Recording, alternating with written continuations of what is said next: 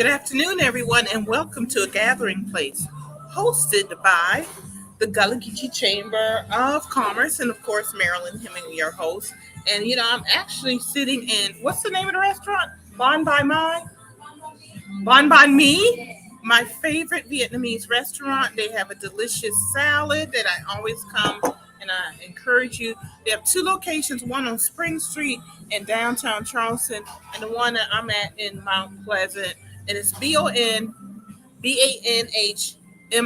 Bon by Me. And it's good to kind of know the name of your favorite restaurant, right, folks? So we're going to get right to it. Going to be a quick show today, but we got a couple events coming up we want to talk to you about. And we're going to talk to you about it right after this opening. See you in a minute.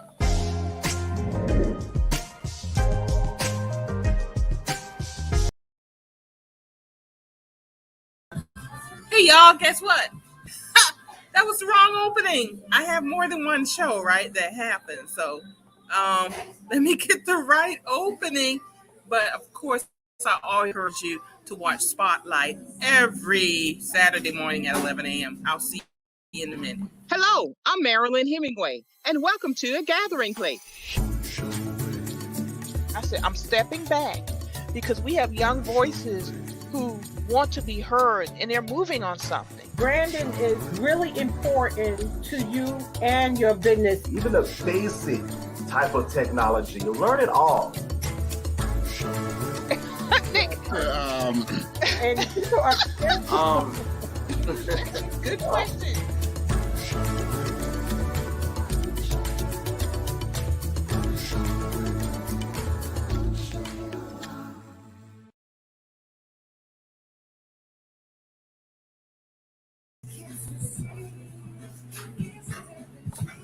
Hey everyone, I'm back and we're going to get right to it.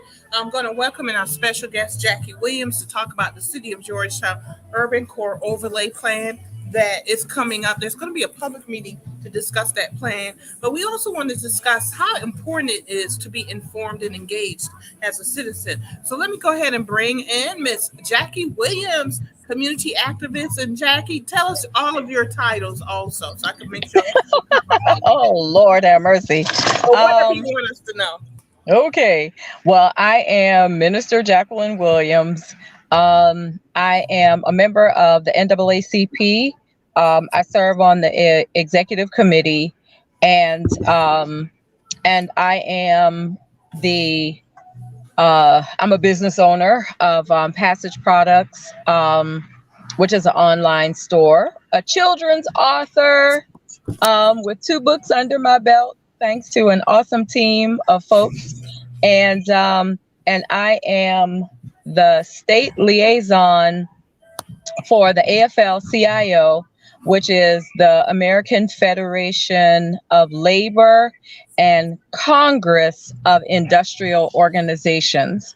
And so I serve as the state liaison for activism, the community liaison, and politics. I head up the Faith and Labor project initiative that they have underway. So now you know why I just said community activist. Exactly. So that sounds good though. Jackie, before we get into our discussion about the Urban Core Overlay Plan, I want to just encourage everyone.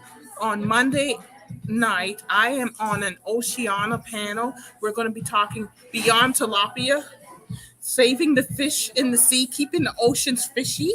And I will be representing the Gullah Geechee Chamber and introducing the Gullah Geechee Seafood Trail to a broader audience. And I want everybody to get registered, and I will put throughout the show where you need to go and register. But yeah, it's going to be a great panel, and it's not only about it. Yeah, but it's going to also include indigenous communities. The Sitka Tribal Council member and Silaska Heritage Institute trustee Mike Miller will be discussing traditional herring egg harvest of the Alaska Native people. And I've seen the pictures. It's fascinating how they harvest the herring eggs. A custom dating back thousands of years. Oyster Hmm. aquaculture farmer Deborah Keller. She's known as the Oyster Mom. And then she's going to talk about the Gulf Coast of Florida and the sustainable oyster harvesting in from Savannah. Gotta Okay. get you historian and underground tours of Savannah CEO Sister Pat Gunn. She's a storyteller and she's going to talk about the heritage of local seafood and she's going to talk about dishes. She's a chef. She cooks. So, I'm going to give kind of like the Hmm. Dutch Seafood Trail, what's going on with that. And Sister Pat Gunn's going to come and talk about the fish and now cooking and everything. So all Right, of the right. we've met all of the members of the panel, and I'm really excited about being part of that. So everybody, I encourage you to please go and register, and it's going to be a very informative, good time. All right, and Hmm. there's the poster of all of us there, and very professionally done. I must say, Oceana has been very professional in putting all of this together. But Jackie, we want to talk about the Urban Core Overlay in Georgetown. Is coming up a meeting with the community. Also, Hmm. not also about the zoning overlay, but how important it is to be an informed and engaged citizen. But let's talk about the Urban Core meeting that's coming up on December 8th. Okay. Can you let us know what's going on? Okay, on December the 8th, at 6 p.m., which is on this upcoming Wednesday, at 6 p.m. at the United Steelworkers Hall, which is located on 1515 Butt Street. And I think the sign says Steelworkers Way or Avenue, but the sign that's right in front of the building. But it's 1515 Butt Street. And it is the Steelworkers Union Hall at 6 p.m. The city, our community, he's like the person that engages the community. He's the director of like the community relations and planning. Mr. Christopher Iglesias will be at the Union Hall on Wednesday at 6 p.m. And what he is basically going to do is to update us and to educate us on what is being proposed for the city of Georgetown. He's going to share what is the actual urban core overlay, which is a relaxed zoning style that they use to implement different businesses and incubators and to basically help to facilitate various projects in different communities. So you have different ways that zoning can be done. And I was in a meeting with him and he was talking about some of the challenges that the city is having as a result of how different areas are zoned. So this is something that is supposed to alleviate some of the challenges in order for progress to continue in all across the city. So it was my understanding, and see, this is why it's so important to be informed, because I was under the impression that the TIF district, which is the tax increment financing, that's what that means. I was under the impression that the TIF district was something that was being proposed for the city. Of course, that's what I was thinking. It was still in the proposal stages or what have you. But in my meeting with him, he shared that no, indeed, the TIF district has already been created. So the district in and of itself has already been created. And they have a outline of where the district is, how it wraps completely around the city. And so we need to know what that actually means. Not everybody knows what a TIF district is, and that's okay. It's all right.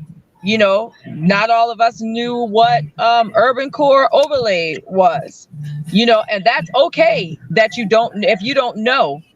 But when you have a way to find out the information, then it's good to be involved and come and get the information. So we keep saying that knowledge is power, and that is true. But if we don't understand what it is the community is going through and the changes government, in as far as local government is concerned, that's being proposed for the community, then it's hard for us to plan. It's hard for us to plan for the forward move in the community. So this is why we felt change with or without you.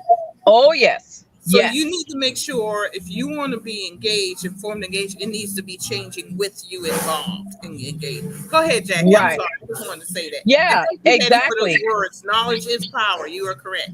Go ahead, Jackie. Yeah. And so in order for us to be empowered, then we need the information. Mr. Iglesias is not coming to the community to try to tell us what to do or what we should do, what we shouldn't do. What he is coming to do is give the information that he is responsible for the work that he does, in his job description. And so what we need to do is, it's to our advantage to meet him half the way. And when I say meet him half the way, he's willing to come. So half the way for us is showing up so that we can get the information. And once we have the information, then we can take the information back to the different organizations and associations and grassroots organizations that we run or that we belong to, and share the information from a perspective of getting it firsthand.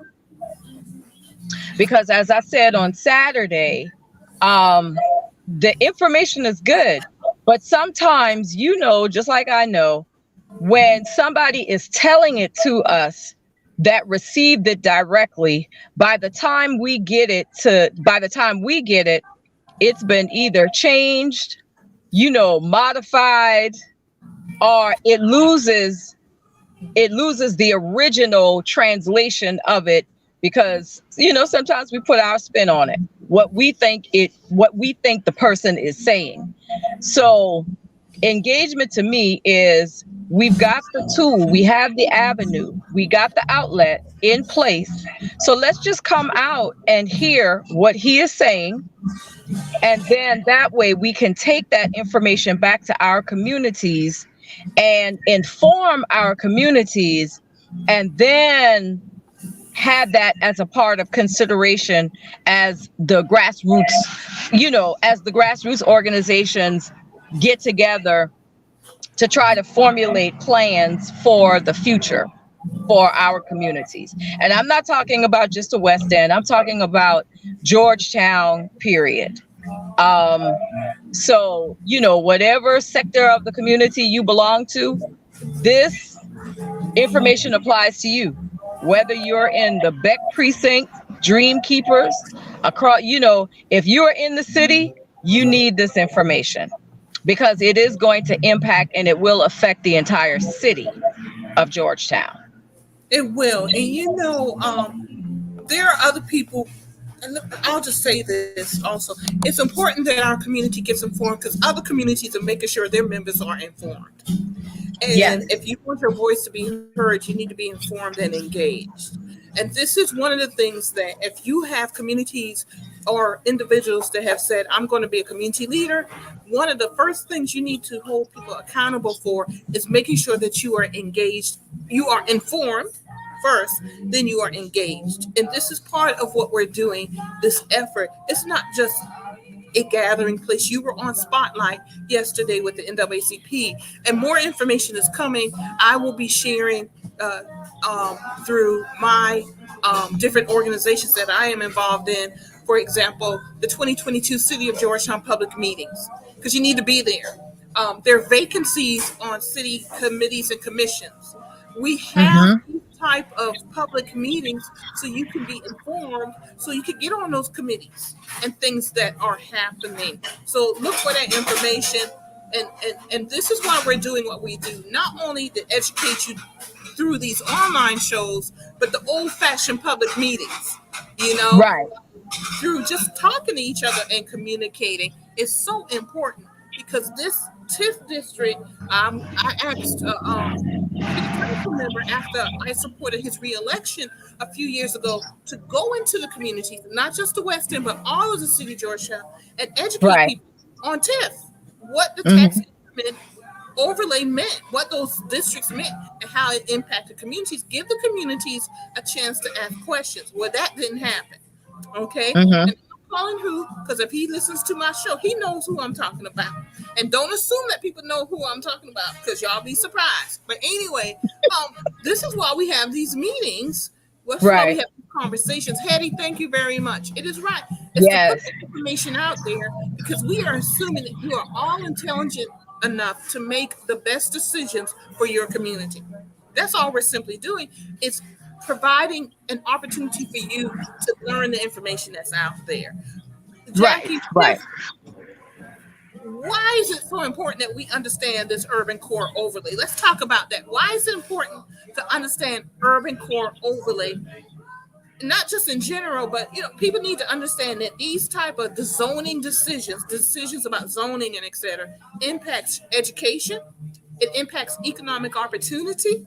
It Mm-hmm. impacts environmental justice, economic justice. It impacts your rights within the city. There's a Right. lot going on that's going to impact our communities, all communities, and people need to be informed, because there's some people in the community that don't want you to know what's going on. So go Right. ahead. Right. One of the things about Georgetown that we truly lack is balance. Um, and when I say we lack balance, I mean in the sense of we have been challenged with job creation,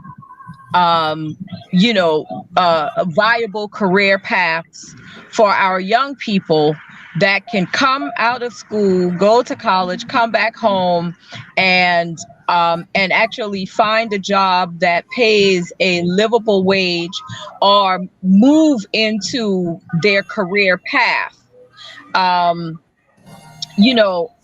We really don't have that great of a balance there. We have entities in our town that have been truly instrumental in helping to create the middle class for our community. We have the paper mill, we have the steel mill, but those are union jobs, and we have some smaller situations that have unions, and those are the ones that really truly create the middle class for Georgetown. Okay, but we need more of that. We need more business ownership. We need more people going into business for themselves. And we need to have viable ways to support all of these things. We are going to find ourselves in a really bad place if Georgetown is turned into this tourist hub that is solely geared on its revenue generating mechanism to come through, the majority of it to come through tourism. Because what happens is it just creates a greater playground for those that have. And then while it creates a greater playground for those that have, then the have-nots and the ones that are in the middle are the ones that bear the burden for that. Because with Georgetown, with this whole concept of tourism, you're not going to get jobs that are going to be livable wage jobs. Okay, so now we have the continued cycle of people having to work 2 and 3 jobs. We keep asking them to show up at meetings, but how are they supposed to show up at meetings when they're so busy trying to make the ends meet? So we can't blame people for their condition. And I believe it was you, Marilyn, that said in a meeting that we were in, or just in conversation, we have a tendency to blame people for poverty. And so we have to be able to do something different, and we have to be able to plan better for what is going to be the future, because change is coming. It is coming, and we need to posture ourselves for the change.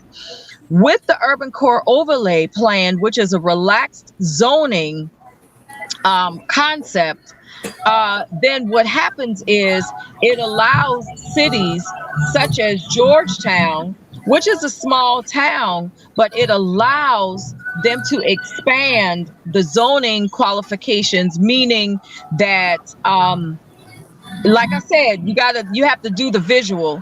This district wraps entirely around the city of Georgetown.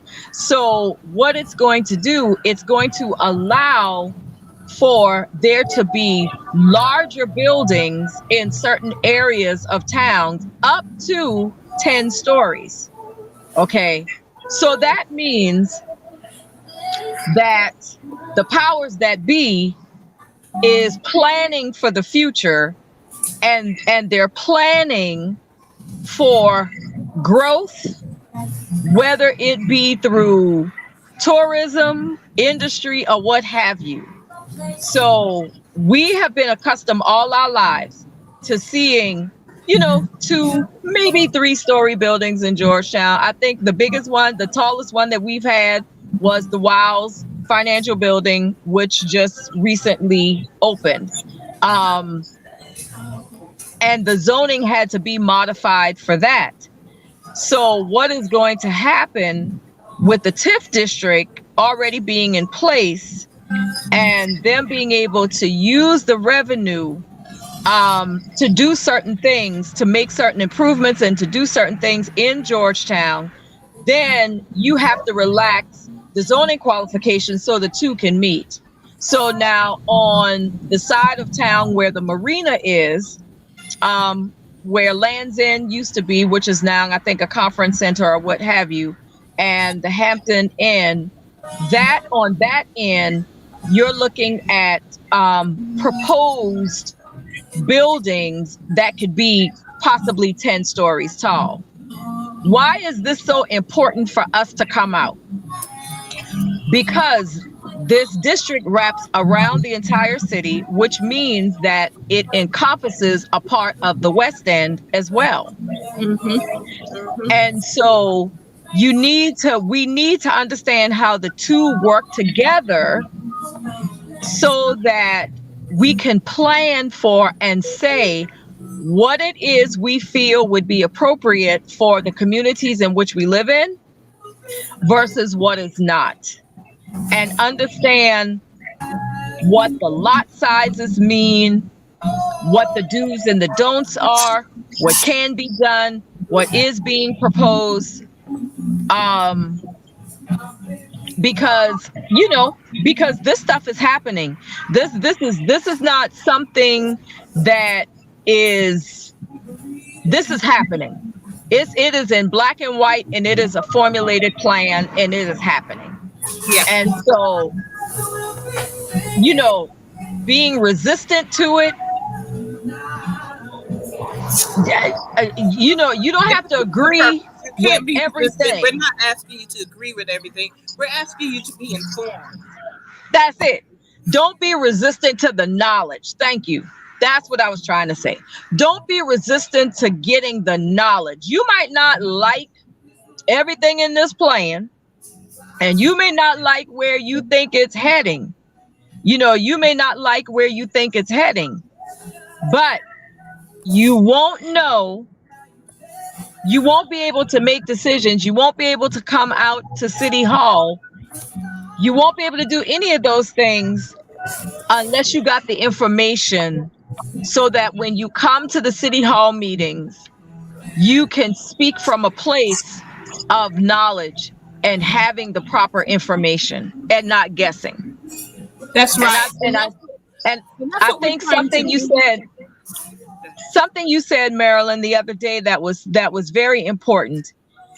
And that was, we were talking about people that sit on our representatives that sit on city council, county council, school board, Commission. all the different, how it can't just be city council people that we hold accountable to say, you need to tell us what's going on. If you sit on a board, a commission, what have you, and you have this information, you need to be sharing it. You really need to be sharing it, because if you are sitting on a commission and you're going to the meetings and you're not sharing it, then what happens is it puts the whole community at a disadvantage. And you're there for a reason.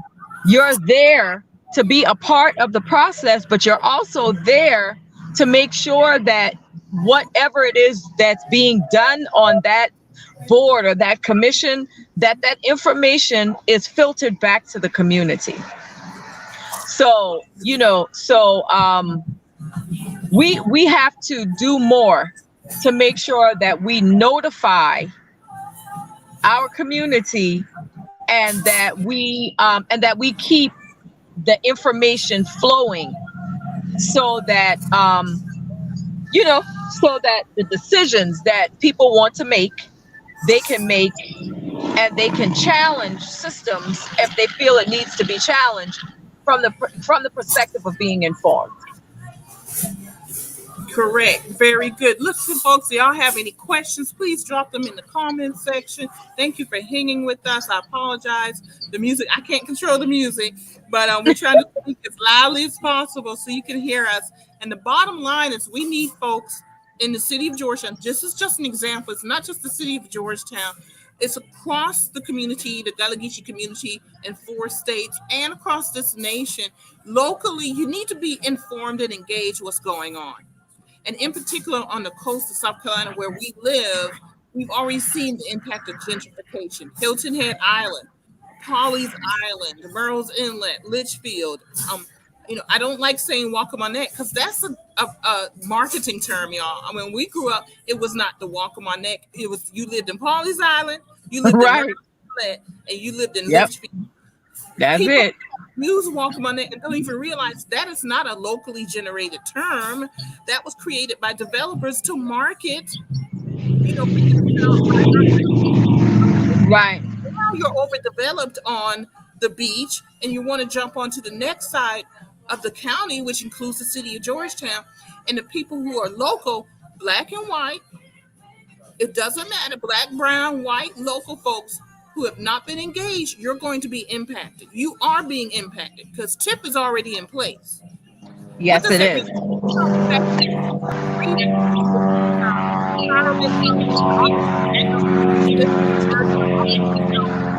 Never help communities it's supposedly supposed to help. Those marginalized low-income communities, it helps rich people to receive tax credit. So don't believe the propaganda. Come out for yourself and learn. Learn about what's going on and understand. Because the decisions that are going to be made are going to impact local folks. I don't care if you're black or white, it's going to impact you because it's not intended for you. 10-story hotels are not intended for you. They're intended for people who are already rich to get richer, and it's intended to create service and essential workers jobs who all need to be paid a living wage. Right. All of them need to be paid a living wage. And that's another show we're going to talk about a living wage. Because $15 an hour is a compromise. If you want a living wage on inflation, people should be making $22 an hour. So right. So another conversation I'm going to bring some folks in to discuss. But for right now, what we have in Georgetown, we're talking about what's coming up in a public meeting on December 8th at 1515 Butt Street, Steelworkers Union Hall. Come out and learn. It's not about stating our opinion. It's about giving you information so you can make an informed decision and be an engaged citizen. Jackie, let's go ahead and wrap it up because I said 30 minutes and my folks, they're hosting me today and I really appreciate Bon Me. Am I correct? They're working around me. They close at 5. So, but we only need to encourage people to come out. This is my favorite restaurant. One of my favorites, y'all. I like to eat. out. So it is my favorite salad though. Sweetgrass Right, lemon. right. Yeah, sweetgrass lemon chicken with sweet lime vinaigrette. Y'all need to check out. There are 2 locations. One's in Pawleys Island, and one is on Spring Street in downtown Charleston. I'm Jackie, gonna I'm have gonna to let you check wrap them it out. up. What are the words what is the final thing you want us to know as we head on out? To please come out to this meeting. To please come out to the meeting on Wednesday and get the information for yourself. Mr. Iglesias is going to, he's going to be willing to answer whatever questions you have. And if you ask a question that is not within his department, he will be able to tell you who you can go to. So this is an opportunity to have someone from the city whom you will have their ear, and be able to get the information. And once you have gotten the information, please meet with your grassroots organizations, your associations, whatever Sororities. organization you are a part of, sororities. Yes, spread the word, and meet with them and relay the information so that we can have a well-informed community. Yeah. So that's it. 6 p.m. at the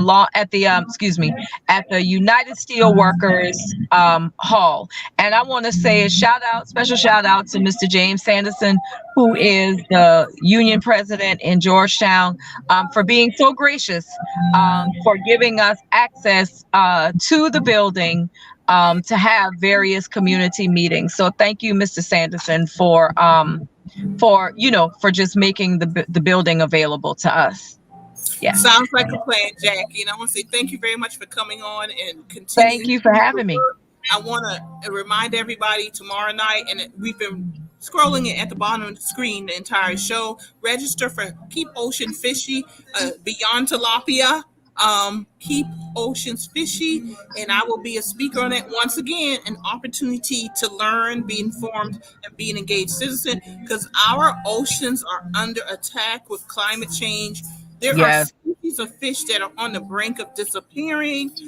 Y'all, red snapper, herring, all kind of fish that I'm still learning, and just astounded by the pressure we're putting on. And if you don't think this tip has anything to do with that, you build a 10-story hotel. That's about bringing more pressure onto the oceans, because we are a port city. People are going to want boats to go out there, and they go fish, and they're unregulated to the point where our fish species are at the brink. All need to be involved. And there are empty seats on these committees and commissions in the city of Georgetown and county of Georgetown that you guys will be hearing more about, because you need to step up and volunteer on these committees and commissions, everyone.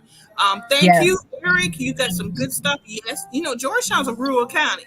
So when we talk about the city of Georgetown, we're talking about the whole county, because Georgetown is the county seat, and of course the NAACP, great information, and great NAACP, once again, a great organization that's keeping this country involved, engaged, and informed, and of course, educate, motivate, activate. Anyway, and Jackie and I are both members of the NAACP. Jackie, thank you very much for hopping on with me. I'm going to make y'all get on all of our Facebook channels, YouTube channels. Check it out. And if you need to know this information again, go ahead and check it out on our different Facebook and YouTube channels. It is available to everyone. Thank you, Jackie, for coming on. Thank you, everybody, for joining us. Thanks for having me. We will see you Monday night and Wednesday night at these meetings. Hey, thank you very much for tuning in. All right, everybody. Hey, Eddie. I know, right? Everyone, good night, and we will see you later. Good night, Jackie. Good night. Good night. Bye-bye.